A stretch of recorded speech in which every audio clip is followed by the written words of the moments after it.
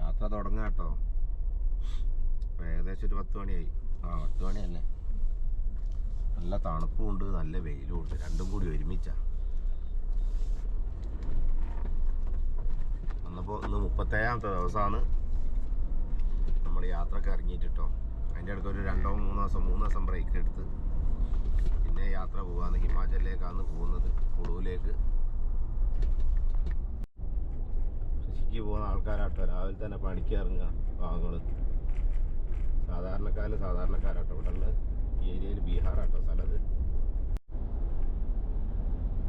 എന്തോ വാണ്ടക്കെട്ടൊക്കെ ആയിട്ട് പോകുന്നുണ്ട്. ബ്ലോ ഹോൺ എന്നൊക്കെ ഇട്ട് കണ്ടാ വിചാരിക്കും എന്തോ വലിയ ഹെവി വണ്ടിയാന്ന്.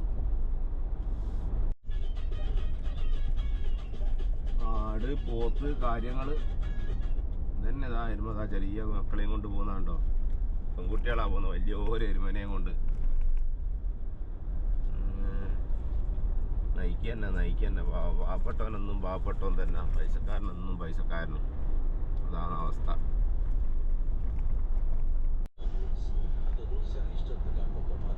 അതേ പുല്ലൊക്കെ ആയിട്ട് പോവാ. കുറേ ആൾക്കാരുണ്ട് കേട്ടോ. പുരയിൽ ലൈറ്റിങ്ങൊക്കെ ഉള്ളതായിരിക്കും.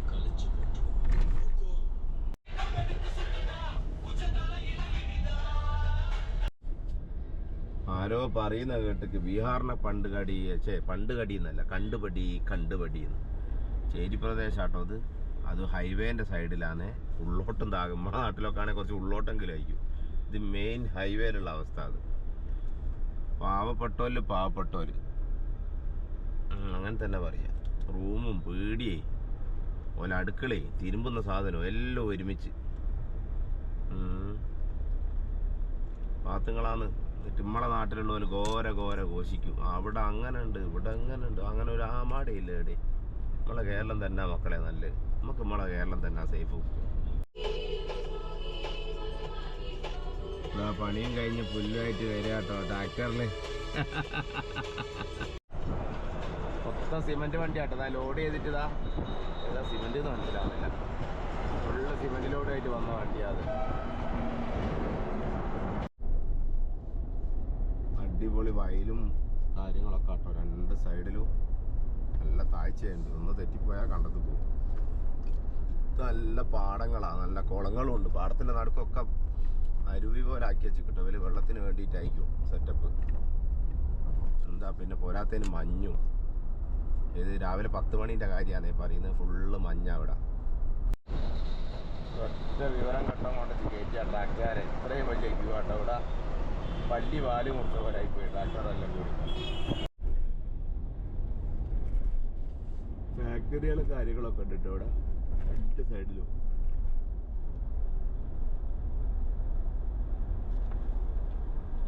ഫുള്ള് അമ്പലവും കാര്യങ്ങളൊക്കെ തന്നെ. കാണുന്നുണ്ടോയെന്ന് അറിയൂല, കാണാൻ ചാൻസ് കുറവാണ്. വൈഡായിട്ട് കിട്ടൂല.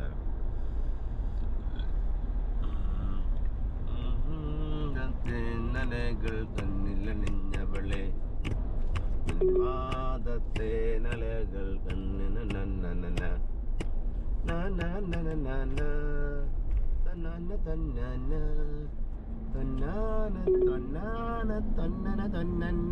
വണ്ടി ഓടിച്ച് ഭ്രാന്തായി എന്നാ തോന്നുന്നെങ്കിൽ. റോഡുമ്പോൾ കുയ്യാണെങ്കിലും പോലീസുകാരങ്ങനെ നേരത്തെ നിൽക്കുന്നുണ്ട്. നമ്മളെന്തോ ഭാഗ്യത്തിന് സ്റ്റിക്കറും കാര്യങ്ങളൊക്കെ കാണുന്നു. ബോർഡ് എന്ന് പറയും. കേരളത്തിലുള്ള അനായൻ കൊണ്ടാട്ടോ. വേറെ സംസ്ഥാനത്താണേ ചിലപ്പം വിട്ടില്ല എന്നൊക്കെ വരിക. അതൊക്കെയാണ് അതിൻ്റെ ഒരു ഇത്. എന്തെന്നെ ആയാലും 400 കിലോമീറ്റർ കൊണ്ട് ബീഹാർ ക്രോസ് ചെയ്തില്ലെങ്കിൽ പണി കിട്ടുന്നതാണ് ഇവിടെ ഉള്ളവർ പറയുന്നത്. പണി കിട്ടിയാലും പണി കിട്ടിയില്ലെങ്കിലും നമ്മളിവിടെ കടക്കും. എന്ത് പറയുന്നു അല്ലാണ്ട് നമുക്ക് ഇവിടെ തടിയല്ലേ വലുത്. ഞാനേ മുന്നിൽ വന്ന് തട്ടിത്തെറിപ്പിച്ചിട്ട് പോകാന്നല്ലാണ്ട് നമുക്ക് വേറെ ഓപ്ഷനൊന്നുമില്ല അതിൽ.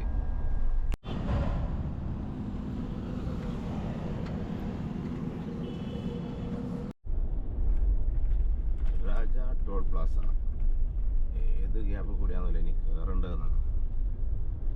ഒക്കെ വർക്കിംഗ് ആണ്. അയ്യോ പകുതി എത്തി മൊത്തം കയറിയിട്ടാണ് പിന്നെ അവർ പറയും ഇത് ബ്ലോക്കാട്ടോ. നോക്കട്ടെ എന്താ അവസ്ഥ.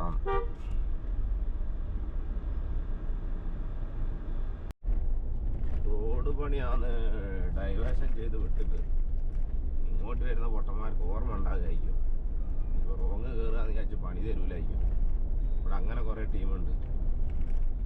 വിവരമില്ല, കഥയില്ല, അന്തമില്ല, ഒന്നും ഇല്ലാത്ത 1 വേ കൂടി 2 വേ ഓടിക്കുന്ന ടീമൊക്കെ ഉണ്ട്. ഇന്നലെ കണ്ട് പോയിട്ട് മയ്യത്തായി കിടക്കുന്നത്, അടിച്ച് തെറിച്ചു പോയതാ ഏതോ വണ്ടി. ബൈക്കാരനായിരുന്നു, ബോട്ട് കഴിഞ്ഞിരിക്കുന്ന പറഞ്ഞത്. അത് അവിടുത്തെ അവസ്ഥ. ഇവിടെ 1 വേയും 2 വേയും ഒക്കെ ഒരുപോലെ തന്നെ.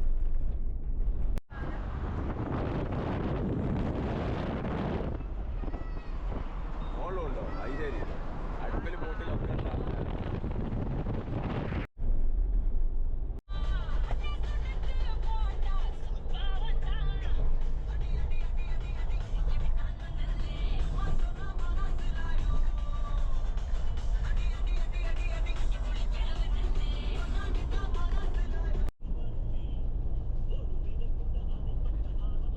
NH27 അതാണ് ഇപ്പം കാണുന്നത്. പോയി പഠിച്ചോനെ പോയി. ഓട്ടോറിക്ഷ അല്ല, ജീപ്പും അല്ലാത്തൊരു സാധനം അത് പോയി. ഒരു ടാക്സി കൊള്ളുന്ന ഫുള്ള് സാധനം വലിയ വണ്ടി കൊളിച്ച് പോരാത്തതിന് 2 ആള് വേക്കിലും ഇരിക്കുന്നത് കണ്ടില്ലേ? സമ്മതിക്കാൻ കേട്ടോ, സാധനം ഒന്നും പോരാത്തതിന് വേറെ 2 ആൾക്കാരും.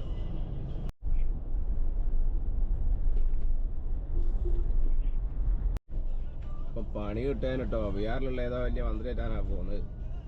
റോഡ് ബാക്കിലില്ല, ഫ്രണ്ടിലുണ്ട്. പോലീസ് എസ്കോർട്ടും പോകുന്നുണ്ട്. ഞാൻ ഓവർടേക്ക് ചെയ്ത് പകുതി മലയിപ്പോയി. പിന്നെ ഞാൻ കൊടി കണ്ട് സ്കോർപ്പിയോന്റെ മുന്നിൽ ഞാൻ എല്ലാം അങ്ങ് ചവിട്ടിക്ക് കഴിഞ്ഞു. വെറുതെ എന്തിനാ പണി വാങ്ങിയേക്കുന്നത്? ഞാനിതാ അപ്പൊ ഗെയിം കളിച്ചോണ്ടിരിക്കുക. കുയ്യ് വെട്ടിക്കുമ്പോൾ വണ്ടി, വണ്ടി വെട്ടിക്കുമ്പോൾ കുയ്യ്. ഒരു കുയ്യിന്ന് മറ്റേ കുയ്യിലേ കണ്ടോ, ഇടത്ത് വലത്ത് കയറ്റി അങ്ങനെ പോവുക. ഒരു സ്ഥലം ഒഴിവില്ല. നാഷണൽ ഹൈവേ ആണല്ലോ ബീഹാറിലുള്ള നാഷണൽ ഹൈവേ.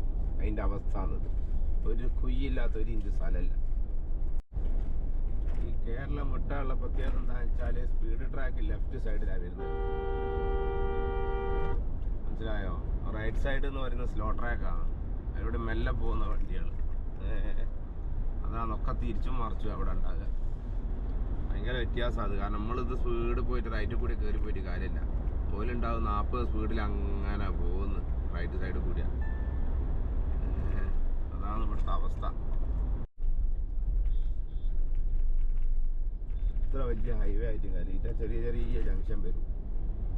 അപ്പോൾ പിന്നെ അവിടെ കൊണ്ടേ കൊയ്യുക. അല്ലെങ്കിൽ വെസ്റ്റ് ബംഗാളാണ് ഡിവൈഡർ കൊണ്ട് അടിയും പിടിയാണ്. ഡിവൈഡർ കൊണ്ടുള്ള കള്ളിയാണ് വെസ്റ്റ് ബംഗാളിൽ. ഡിവൈഡർ ഒക്കെ ചെയ്യുക. മനുഷ്യനെ ഇടത്തും വലച്ചും തിരിച്ച് വണ്ടിക്കാർക്ക് തിരിക്കുകയൊക്കെ വേണം അതിൻ്റെ ഉള്ളിൽ കൂടിയാണ്. ഇവിടെ നേരെ അതിന് വേണ്ടി കുയ്യുണ്ടാക്കിയൊക്കെ ചെയ്യാം. ഓരോരോ ജംഗ്ഷനെത്തുമ്പോൾ ഓരോരോ വലിയ കുയ്യുണ്ടാവും. അത് നമ്മൾ മെല്ലെ അങ്ങനെ ചാടി ഇറങ്ങി പോവുക. എന്നപ്പോൾ നമ്മൾ സ്പീഡ് കുറയ്ക്കുമല്ലോ. ഓരോരോ സൈക്കോളജിക്കൽ മൂവിങ് ആണ് ഇതൊക്കെ കേട്ടോ. നമ്മൾ കണ്ട കേരളം അല്ല കേരളം. നമ്മൾ കണ്ട ഇന്ത്യ അല്ല ഇന്ത്യ. കേരളത്തിൽ പിന്നെയും റോഡുണ്ട് തിരിക്കാൻ. ഇത് വേറൊരു സംസ്ഥാനത്ത് പോയിട്ട് അടുത്ത സംസ്ഥാനത്തേക്ക് പോകണമെങ്കിൽ അതേ പോയ ബൈക്ക് തിരിച്ചു വരണമെന്ന് വെച്ചാൽ നമ്മളൊന്ന് ആലോചിച്ച് നോക്കുക. എൻ്റെ ഒരവസ്ഥ. എത്ര കിലോമീറ്റർ ചുറ്റി. അതായത് കേരളത്തിൽ നിന്ന് ബാലുശ്ശേരി എന്ന് പറഞ്ഞ സ്ഥലത്ത് നിന്ന് നമുക്ക് ഇത് കണ്ടോ, നാട്ടിലുള്ള സകല തുണിയും കാണാണ്ടായിക്കിണ്ട ഇങ്ങോട്ട് വന്നാൽ മതി കേട്ടോ. അത് ഏതെങ്കിലും വണ്ടീൻ്റെ മുകളിലുണ്ടാവും ഇതേപോലെ പാറി കളിക്കുന്നത്. വേറെ എവിടെയും തപ്പി നടക്കണ്ട. ഇവൻ്റെ പുരയിലുള്ള സകല തുണി എടുത്തുണ്ടോ നിൽക്കുന്നു തോന്നുക. വണ്ടി നിറച്ച തുണി കൊണ്ടുള്ള കളിയാണ്. ഫുള്ള് നെൽപ്പാടാട്ടോ. നെൽപ്പാടെന്ന് വെച്ചാൽ ഫുള്ള് നെല്ല് തന്നെ. ഫുള്ള് കൃഷിക്കാരൻ 2 സൈഡിലും നെല്ല് കൊയ്തിട്ട് വെച്ചിട്ട് നന്നായിട്ട് ഇങ്ങനെ അട്ടിക്കായിട്ട് വെക്കാൻ. അതും ചെറിയ മക്കളൊക്കെ പാവം പണിയെടുക്കാൻ. ഒരു 8 വയസ്സ് മക്കളുണ്ട് ഞാൻ കണ്ടെടുത്തിലോളം. അതിൽ ചെറിയ മക്കളുണ്ടാവും, നമ്മൾ കാണാനായിട്ടായിരിക്കും ചിലപ്പോൾ. ആ പെണ്ണുങ്ങളും ഭർത്താക്കന്മാരൊക്കെ പോവുകയാണ്. കുട്ടികൾ വരെ ഉണ്ട് തോളിൽ. എന്താ രസം. നമ്മളൊക്കെ എത്രയോ ഭാഗ്യവാന്മാരാ. ചിലവർ കമൻ്റ് ഇടും മക്കളെ കൊണ്ട് എടുപ്പിക്കരുത്. അത് ഇവിടെ വന്ന് വിചാരിച്ചാൽ പിന്നെ കയത്തിൻ്റെ മുകളിൽ തല ഉണ്ടാവില്ല. നാട്ടിൽ നിന്ന് ഇങ്ങനെ തൊള്ളയിലാവുകൊണ്ട് ചിലക്കാന്നല്ലാണ്ട് ഓരോരോ സ്ഥലത്ത് പോയി നോക്കണം ആടുള്ള സ്ഥിതി അറിയണമെങ്കിൽ. ഭയങ്കര കമൻ്റൊക്കെ. മക്കളെ അങ്ങനെ പോറ്റണം. മക്കൾ ഏട്ടായിരിക്കും ഇവരൊക്കെ യൂസഫ് അലി ആയിട്ട് ഇങ്ങോട്ട് ഉണ്ടായി വന്നൂട്ടാണ്. പട്ടിണി കിടക്കുമ്പോഴല്ലേ അതിൻ്റെ സുഖം അറിയൂ. ഡയലോഗ് അടിച്ചിട്ട് സുന്ദരികളായ യുവാക്കൾ. നല്ല മൊഞ്ചാട്ടോ കാണാൻ തന്നെ. മറ്റേ BP സൗണ്ടൊക്കെ ഇട്ട് കിട്ടോ. ഞാനിപ്പം ബേക്കിൽ അങ്ങനെ പോകും. ആൾക്കാരായിരിക്കും എനിക്ക് എസ്കോട്ട് പോവാന്ന് കണ്ടാൽ. എന്തായാലും നല്ല സുഖമുണ്ട്. വയ്യ എല്ലാവരും മാറ്റി തരുന്നുണ്ട്, എല്ലാവരെയും മാറ്റുന്നുണ്ട് പോലീസുകാർ. അതുകൊണ്ട് എനിക്ക് സുഖമായിട്ട് അങ്ങ് പോവാം. ഇവലിപ്പോൾ അറിയാന്നേ, രാത്രി ഒരിക്കലും യാത്ര ചെയ്തത് ബീഹാറാണ് സ്ഥലം. ബീഹാറികൾ എന്നാ പറയുന്നത്, രാത്രി 7 മണി 6 മണിക്ക് ശേഷം മാക്സിമം നമ്മൾ ഡ്രൈവ് ചെയ്യത്. കാരണം ഇവിടെ 5 മണിയാകുമ്പോഴേക്ക് രാത്രിയാകല്ലോ. കള്ളന്മാർ ഏരിയ ആണ്, വേഗങ്ങൾ വിട്ടോളി എന്നൊക്കെ അവിടെ ഉള്ളവർ പറയുന്നത്. പിന്നെ നമ്മളെ കാര്യം എന്താ പറയുക, ഇവിടെ നാട്ടുകാരായി പറയുകയാണെങ്കിലോ സ്വന്തം നാടിനെ പറ്റി, അതാണ് ഇവിടുത്തെ അവസ്ഥ. അതുകൊണ്ട് ബൈക്ക് റൈഡേഴ്സ് ഉണ്ടായിരുന്നു, നമ്മളിന്നലെ കണ്ട് അവരെ പിന്നെയും കണ്ട്. അപ്പോൾ അവർ പറഞ്ഞ് 400 കിലോമീറ്ററിൻ്റെ ഉള്ളിൽ കവറേജ്, വേഗം ക്രോസ് ചെയ്ത് പോടുന്ന്. എന്താലേ മോനെ, വണ്ടി ഇടിച്ചിട്ട് ഉന്നം തിരിഞ്ഞു. ഇത് ഒളിഞ്ഞു പോയി പാവം, അല്ലാത്തൊരു തന്നെ. പോലീസുകാരെ കണ്ടോ, വലിയ അലകിൻ്റെ കഷ്ടാട്ടോ കയ്യിലുള്ള.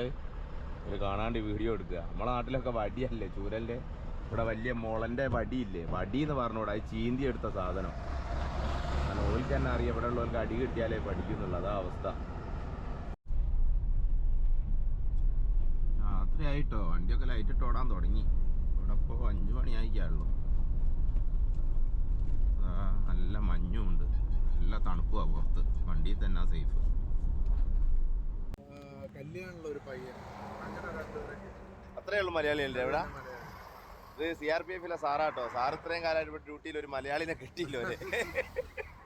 ക്യാമ്പ് പോലും മലയാളികളുടെ. ഇപ്പൊ നമ്മളെ വണ്ടി കണ്ടേരേ ഭയങ്കര സന്തോഷം. അത് അന്നുള്ള ടീമുണ്ട്, പേരാമ്പ്രള്ള കൈയുണ്ട്. സൂപ്പറിന്റെ ഞാൻ നോക്കും എന്റെ വണ്ടി കണ്ടിട്ട് ഇതാക്കിയതാണ്. അപ്പൊ സാറിന് ഭയങ്കര സന്തോഷം, മലയാളികളെ ഇത് കണ്ടേരെ, വണ്ടി കണ്ടേരെ. സാറെങ്ങോട്ടാ പോകുന്നത്?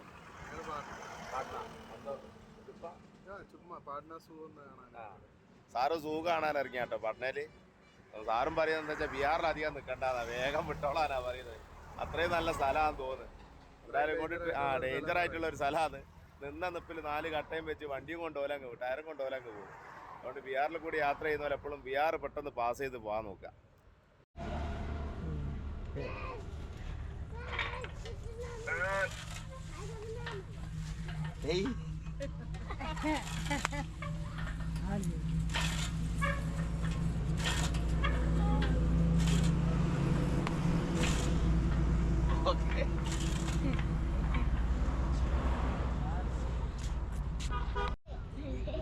ഹായ്.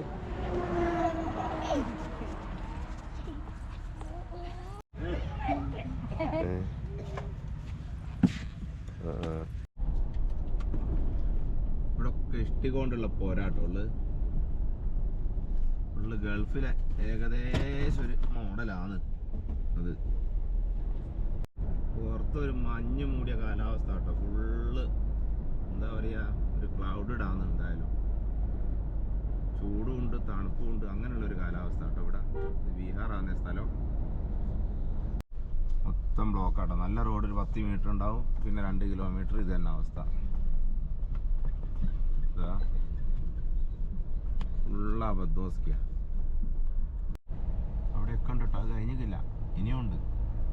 ഫുള്ളായിട്ട് ലോഡ് ചെയ്ത് വെച്ചാ കഴിഞ്ഞ് UP ഗോരഖ്പൂർ. ഇതാണ് മക്കളെ UPയിലെ എക്സ്പ്രസ് ഹൈവേ. ആക്സിലേറ്റർ കൊടുക്കുകയൊന്നും വേണ്ടതാ, ഒരേ സ്പീഡ്. ക്രൂയിസ് കൺട്രോൾ ഇങ്ങോട്ട് ഓണാക്കുക, വെട്ടി വീട് തന്നെ. എന്ത് സുഖമാണെന്നറിയാം ഇങ്ങനെ വിടാൻ. ഇങ്ങനെ പോവുക വണ്ടി ഓട്ടോമാറ്റിക്കലി. ആക്സിലേറ്ററും കൊടുക്കണ്ട, ബ്രേക്കും ചവിട്ടണ്ട. വേറെ വണ്ടിയൊന്നും ഇല്ലല്ലോ, ഞാൻ മാത്രമല്ലേ ഉള്ളൂ. എന്നെയൊക്കെ ഒരുപാട് ഗ്യാപ്പ് ഇട്ടിട്ടാണുള്ളത്. ഇതാ ഒരേ സ്പീഡിൽ അങ്ങനെ പോകും. ക്രൂയിസ് കൺട്രോൾ ഇങ്ങോട്ട് ഓണാക്കിയതിനെ കൊണ്ട് വണ്ടി അങ്ങനെ പടച്ച് പായ്യ. എന്താ സുഖം. ഇത്രയും ദിവസം 1.5 മാസത്തിൻ്റെ അടുക്ക് ഇന്നാണ് എനിക്ക് കാലിനും കൈക്കൊക്കെ ഒരു ഫ്രീ കിട്ടിയത്. UP കയറിയാലോ. UP കുഴപ്പമില്ല കേട്ടോ, അടിപൊളിയാണ്. ഇവിടെ കണ്ടിട്ട് ഞാൻ വിലയിരുത്തൊന്നുമില്ല കേട്ടോ. ഇനി അതും പറഞ്ഞു, ഇനി എല്ലാവരും കൂടി കമൻ്റ് ആയിട്ട് ഞാൻ കൊല്ലാൻ പൊങ്കാലിടാൻ വരണ്ട. എന്തായാലും പൊളിയാന്ന്, കുഴപ്പമില്ല. റോഡൊക്കെ നമുക്ക് അടുത്ത താജ്മഹലിലേക്കാട്ടോ പോകുന്നത്. അപ്പോൾ ഇനി താജ്മഹലിലെത്തിയിട്ട് കാണാം മക്കളെ, താജ്മഹലിലെത്തിയിട്ട് കാണാം. ഉത്തർപ്രദേശ് കുഴപ്പമില്ല കേട്ടോ, അടിപൊളി റോഡൊക്കെ, ഫുള്ള് ഹൈവേ, എക്സ്പ്രസ് ഹൈവേ ഒക്കെ കാണുന്നത്. ബീഹാറിനെക്കാട്ടും വെച്ച് ഉത്തർപ്രദേശ് തന്നെ കേട്ടോ കണ്ടിട്ട്. റോഡും കാര്യങ്ങളൊക്കെ സെറ്റപ്പാണ്. പമ്പൊക്കെ വെച്ചാൽ ഗംഭീര പമ്പ്. ഇതുവരെ കണ്ട പമ്പ് പോലെ അല്ല, അടിപൊളി വലിയ വലിയ പമ്പുകളാട്ടോ ഇവിടെ ഉള്ളത്. എന്ത് സുഖമാണെന്നറിയാം. ക്രൂയിസ് ഇങ്ങോട്ട് ഓണാക്കി വെക്കുക, 80 സ്പീഡ് ഇങ്ങനെ ആക്സിലേറ്റർ കൊടുക്കാണ്ട് അങ്ങനെ പോവുക. എന്ത് രസമുള്ള പരിപാടിയാണ് നോക്കുക. എക്സ്പ്രസ് ഹൈവേ ഉത്തർപ്രദേശ്, UP കേട്ടോ, UP നല്ല ഉഷാറായിട്ട് അങ്ങനെ പോവാം. സൈഡ് കൂടി അങ്ങനെ വിശാലമായിട്ട് ഒരു വണ്ടി വരും. മറ്റുപോലെ NH ഹൈവേ പോലെ അല്ല കേട്ടോ, ഇത്രയും ദിവസം കണ്ട NH പോലെ അല്ല കേട്ടോ ഇത് എക്സ്പ്രസ് ഹൈവേ. ഇതൊരു മജയൊക്കെ ഉണ്ട് പോകാനൊക്കെ.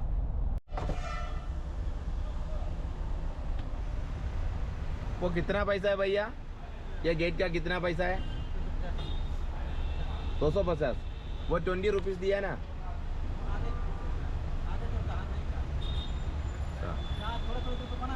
हाँ അങ്ങനുണ്ട് ഉടായിപ്പ്. ഒരുമ്മക്കിട്ട് പുസ്തക 250, 250 രൂപ. മറ്റവന് 20 രൂപ കൈമാട് കൊടുത്തിട്ട് അവൻ കയറി അങ്ങ് പോയിക്ക്. ഉടായിപ്പിന്റെ മരങ്ങൾ തന്നെ ആട്ടോ ഇവിടെ.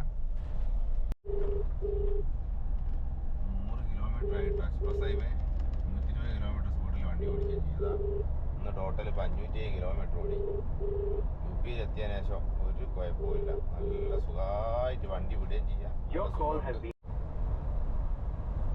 ഏതായാലും 120 സ്പീഡ് പറയുന്നുണ്ട്. അപ്പോൾ ഒരു 100 സ്പീഡിലെങ്കിലും നമ്മൾ വിടണ്ടേ, അല്ലേ നമ്മൾ മോശക്കാരായി പോയില്ലേ.